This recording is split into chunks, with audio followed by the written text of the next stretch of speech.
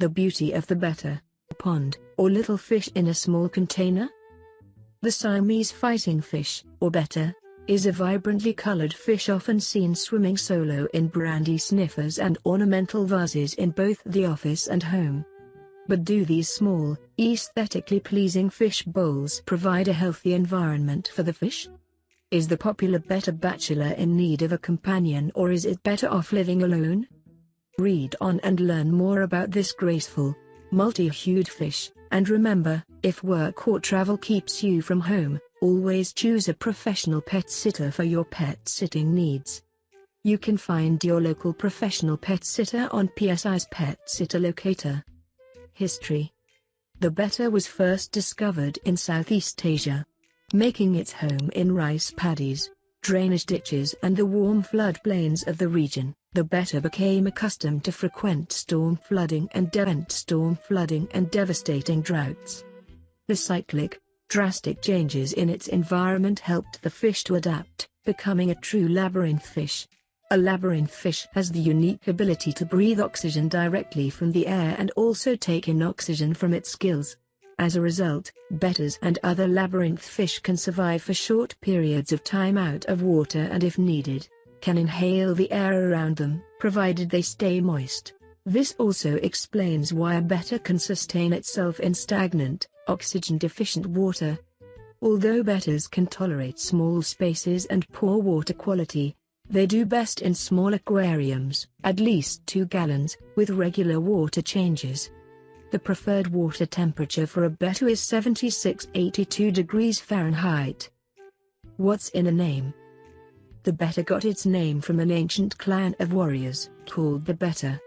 The fish were given a competent name after the fighting fish became popular in the mid-1800s.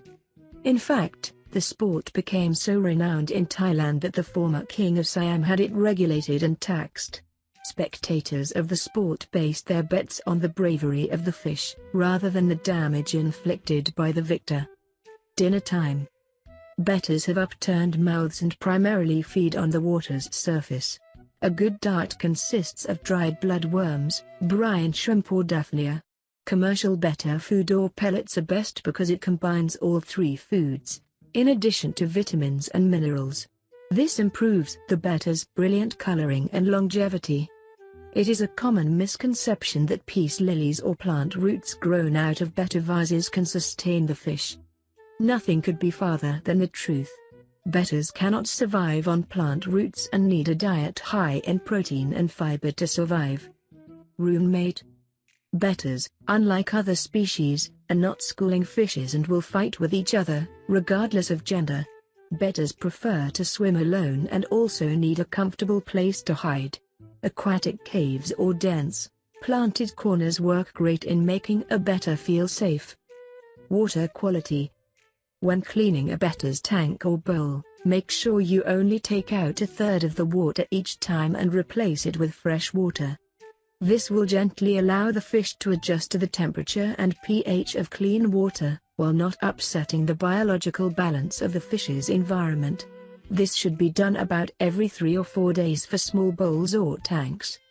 If your water has a high level of chlorine in it, you may need to add a drop of dechlorinator to the tap water before adding it to the tank or bowl. And never use soap or disinfectants to clean off fish ornaments or decorations. This will harm the fish. Plain warm water will work just fine for cleaning these items. You can also use a small turkey baster to siphon debris from the bottom of the tank. This will prevent excessive ammonia and bacteria from building up. Interesting betta facts. Bettas prefer slightly acidic water, pH 6.5 to 7, and warm water. Cold water can suppress the immune system and cause illness. Bettas have several different tail shapes, the most common being the veil tail. Other tail shapes include the half moon, double tail, short fin fighting style tail and crown tail.